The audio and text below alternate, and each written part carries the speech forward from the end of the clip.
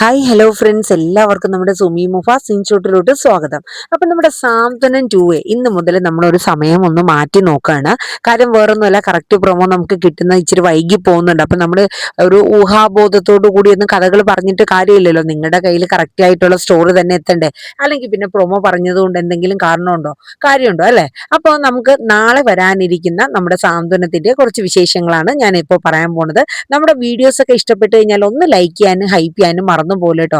ഒപ്പം നമ്മുടെ ചാനൽ ആദ്യമായിട്ടാണ് കേൾക്കുന്നതെങ്കിൽ ഒന്ന് സബ്സ്ക്രൈബ് ചെയ്തൂടെ സപ്പോർട്ട് ചെയ്യുക. അങ്ങനെ നമ്മുടെ ദേവിയെ കാണാനായിട്ട് നമ്മുടെ മീനു വീട്ടിൽ വരെയാണ്. ആര്? ഉദയഭാനുവിന്റെ വീട്ടില്. നമ്മുടെ മീനുവിനെ കണ്ടതും ദേവിക്ക് അടക്കാൻ പറ്റാത്ത സങ്കടമായിരുന്നു. കാരണം ദേവിയുടെ കോലം തന്നെ മാറിപ്പോയി. മീനുവിനും കണ്ടിട്ട് വല്ലാത്തൊരു വിഷമമായിരുന്നു. കാരണം വീട്ടിൽ നിന്ന് വന്നത് പിന്നെ നേരെ ചൊവ്വയുള്ള ഭക്ഷണം കഴിക്കലോ ഒന്നുമില്ല, വല്ലാത്തൊരു കോലം. ദേവിയെ കണ്ടപടെ മീനു പറഞ്ഞു, ഇത് എന്ത് കോല ദേവി ഏട്ടത്തി എന്ന് പറഞ്ഞു. അപ്പോഴേക്കും ദേവി പറഞ്ഞു, അവിടെ അവിടെ എന്തൊക്കെയുണ്ട് മീനു വിശേഷങ്ങള്? അമ്മയും അച്ഛനും ഒക്കെ സുഖമായിട്ടിരിക്കണോ? എന്റെ ആനന്ദേട്ടൻ എന്ത് പറയണു? മിത്ര, ആകാശ്, ആര്യൻ അവരൊക്കെ എന്ത് പറയണു? എന്നെ അവര് ചോദിക്കുവോ മീനു? എന്നെ അന്വേഷിക്കാറുണ്ടോ എന്നൊക്കെയുള്ള നൂറ് നൂറ് ചോദ്യങ്ങളാട്ടോ നമ്മുടെ ദേവി മീനാക്ഷിയോട് ചോദിച്ചുകൊണ്ടിരിക്കുകയാണ്. പക്ഷെ എന്ത് ചെയ്യണമെന്ന് എന്ത് പറയണമെന്നൊന്നും അറിയില്ല. മീനുവിനും ആകെ കണ്ണൊക്കെ നിറഞ്ഞു പോവാണ്. അപ്പോഴേക്കും നമ്മുടെ ഉദയഭാനും ശ്രീകലയും ഇതൊക്കെ കണ്ടും കേട്ടും ഇങ്ങനെ നിൽക്കുകയാണ് കേട്ടോ. അപ്പോഴേക്കും ശ്രീകല പറഞ്ഞു, മോളെ എങ്ങനെയെങ്കിലും എൻ്റെ മോളെ നീ അവിടെ ഒന്ന് ആക്ക് മോളെ. കാരണം എന്ന് വെച്ചാൽ അവക്ക് നിങ്ങളല്ലാണ്ട് വേറൊരു ലോകമില്ല. എപ്പോ നോക്കിയാലും നിങ്ങളുടെ കാര്യങ്ങൾ പറയാനേ ഉള്ളൂ. നേരെ ചൊവ്വേ ഒരിറ്റു വെള്ളം പോലും എൻ്റെ മോള് കുടിക്കണില്ല എന്നൊക്കെ പറയണം. അപ്പം മീനു പറഞ്ഞു, എന്താ ദേവിയേട്ടത്തി ഇത്? കൊച്ചു കുട്ടികളെ പോലെ. എന്തായാലും ദേവിയേട്ടത്തിന്റെ ജീവിതത്തിൽ ഇത്രയും വലിയൊരു ഇത് വന്നുപോയി. ഇനിയിപ്പോ അത് കുറച്ച് സമയം എടുക്കും. എല്ലാവരുടെയും മനസ്സിൽ ആ ഒരു മുറിവ് നിൽക്കുന്നതുകൊണ്ട് പെട്ടെന്ന് അത് ആർക്കും തരണം ചെയ്ത് മുന്നോട്ട് പോകാൻ പറ്റില്ല. ഒന്ന് സമാധാനപ്പെടും ദേവിയേട്ടത്തി എന്ന് മീനു പറയുന്നുണ്ട്. അപ്പോഴേക്കും ശ്രീകല പറയുന്നുണ്ട്, അതിന്റെ മോളെ ഒരാൾ പോലും ഒന്ന് വിളിക്കോ തിരിഞ്ഞു നോക്കിയോ ഒന്നും ചെയ്തില്ല. ആ കുടുംബത്തിന് വേണ്ടിയിട്ട് എന്തൊക്കെ എൻ്റെ മോള് ചെയ്തിട്ടുണ്ട് എന്ന് പറഞ്ഞു. അപ്പോഴേക്കും മീനാക്ഷിക്ക് ദേഷ്യം വന്നില്ലേ. അതെ, നിങ്ങളെ വലിയ ഇതൊന്നും പറയണ്ട. ഇത്രയും വലിയൊരു കള്ളത്തരം ചെയ്ത ഏത് കുടുംബമാണെങ്കിലും ബാലച്ചനോ അല്ലെങ്കിൽ അമ്മയോ ആരെങ്കിലും, ആനന്ദേട്ടൻ പോലും ഒരു വാക്ക് ചോദിച്ചിട്ടില്ല. എന്താ സ്വർണം വേണമെന്നോ അല്ലെങ്കിൽ ഇത്രയും വിദ്യാഭ്യാസമുള്ള ഒരു പെണ്ണായിരിക്കണം, നല്ലൊരു പെൺകുട്ടി ആയിരിക്കണം എന്നത് മാത്രമേ ഉള്ളൂ അവിടെ ഡിമാൻഡ്. അല്ലാണ്ട് ലക്ഷങ്ങളും കോടികളുടെ ഒന്നും ഒരു കണക്കോ അവർ ഇന്ന് വരെ ചോദിച്ചിട്ട് കൂടിയില്ല എന്നൊക്കെ ഇങ്ങനെ പറയായിരുന്നു കേട്ടോ. അപ്പോഴേക്കും ശ്രീകല പറഞ്ഞ, മോളെ പറഞ്ഞു പോയി. ഉദയഭാനും പറഞ്ഞു, ഇനിയിപ്പോൾ അത് തിരുത്താൻ പറ്റില്ലല്ലോ. പക്ഷെ തിരുത്താമായിരുന്നു ദേവിയേട്ടത്തിക്കെങ്കിലും. കാരണം നിങ്ങളോടൊരു ദേഷ്യം വന്നിരുന്നാലും ദേവിയേട്ടത്തെ ഒന്ന് ദേവിയേട്ടത്തെ ആനന്ദേട്ടനോടെങ്കിലും കാര്യങ്ങളൊക്കെ ഒന്ന് പറഞ്ഞിരുന്നുവെങ്കിൽ ഒരു പക്ഷേ ഇതൊക്കെ ഒന്ന് ചിലപ്പോൾ ഇത്രയും ഒരു രൂക്ഷമായിട്ട് ആ പ്രശ്നങ്ങളൊന്നും വരില്ലായിരുന്നു എന്നിങ്ങനെ നമ്മുടെ മീനാക്ഷി പറഞ്ഞു കേട്ടോ. എന്നാലും ഉദയഭാനുവും ശ്രീകലയും അവരുടെ ന്യായങ്ങൾ ഇങ്ങനെ ന്യായീകരിക്കുകയാണ്. മീനാക്ഷി തക്ക മറുപടിയും കൊടുക്കുന്നുണ്ട് കേട്ടോ. കാരണം എന്ന് വെച്ചാൽ ഇനിയിപ്പോ എന്തായാലും പെട്ടെന്നൊന്നും അങ്ങോട്ടേക്ക് കയറി ചെല്ലലും ദേവിയേട്ടത്തെ കയറ്റില്ലൊന്നും പറ്റുന്ന ഒരു കാര്യമല്ല.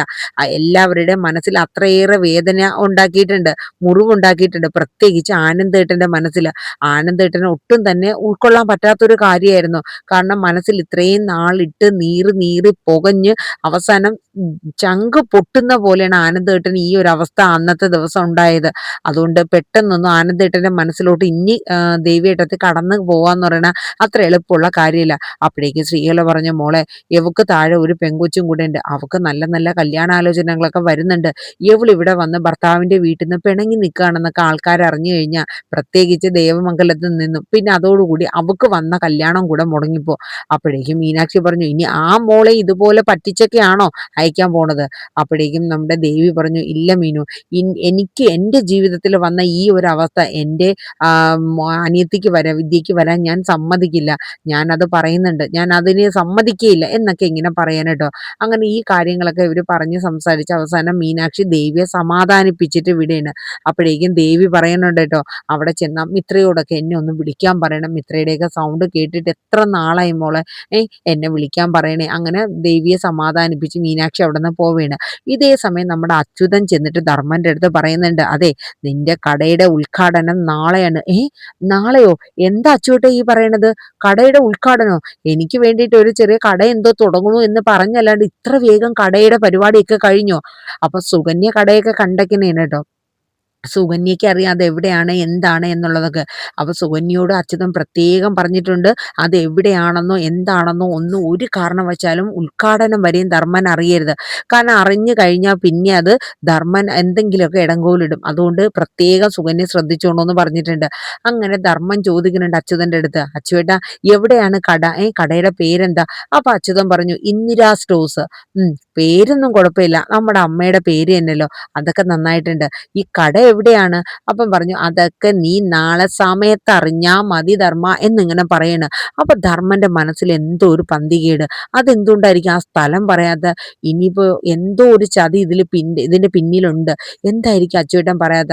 അല്ല അച്ചുവേട്ടൻ എനിക്കറിയണ്ടേ എവിടെയാണെന്നുള്ളത്, അത് സസ്പെൻസ് ആടാ, നീ കിടന്ന് ഇതാവണല്ലേ, സമാധാനപ്പെട് എന്നൊക്കെ ഇങ്ങനെ പറഞ്ഞു കേട്ടോ. അപ്പൊ ഇതൊക്കെ കേട്ട് കഴിഞ്ഞപ്പോഴത്തേക്ക് നമ്മുടെ ധർമ്മന് മനസ്സിന്റെ ഉള്ളിൽ ഒരു ടെൻഷനായിട്ടോ.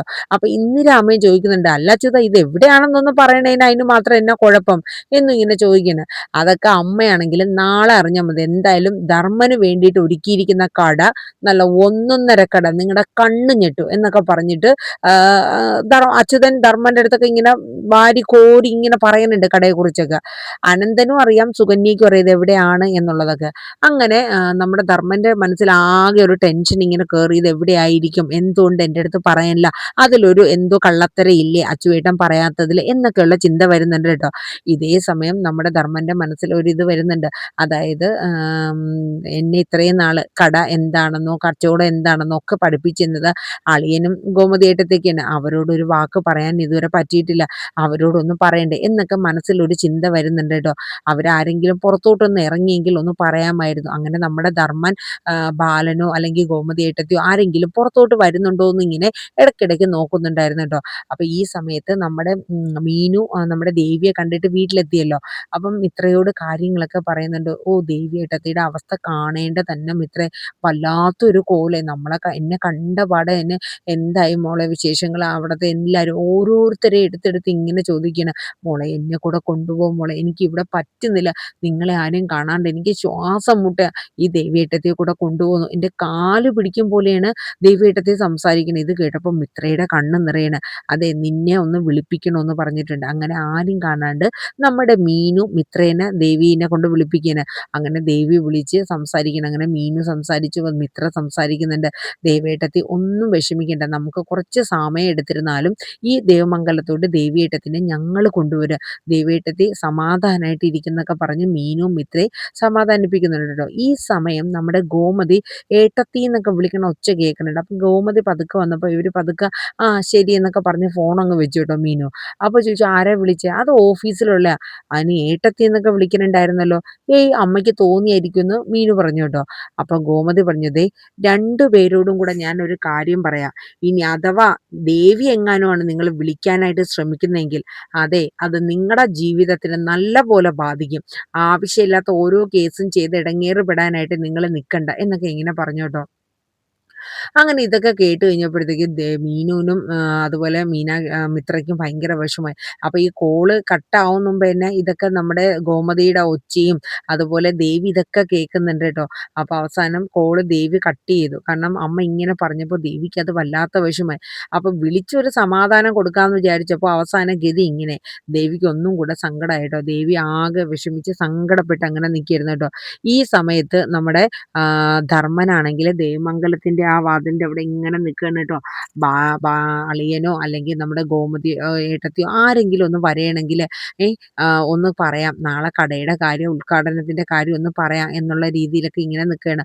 ഈ സമയം നമ്മുടെ അച്യുതൻ സുകന്യയ്ക്ക് നല്ല ഒരു ക്ലാസ് കൊടുക്കുകയാണ്. അതായത് ധർമ്മൻ പല ഇടങ്ങൂലുകളിടും, നീ വേണം മുൻകൈ എടുത്ത് എല്ലാത്തിനും നിൽക്കാൻ, അവൻ്റെ നാളെ ഉദ്ഘാടനം കഴിഞ്ഞു കഴിഞ്ഞാലുള്ള കാര്യം പിന്നെ നമുക്ക് അന്നേരം നോക്കാം, അതുവരെയുള്ള എല്ലാ കാര്യങ്ങളും സുകന്യ നീ ഹാൻഡിൽ ചെയ്തോണം, ഒരു കാരണവശാലും എവിടെയാണ് ഈ സ്പോട്ട് എന്നുള്ളത് നമ്മുടെ ധർമ്മൻ അറിയാൻ ഇടവരരുത് എന്നൊക്കെ പറഞ്ഞിട്ട് അച്യുതൻ ഭയങ്കര ഒരു ഇത് കൊടുക്കുകയാണ് കേട്ടോ.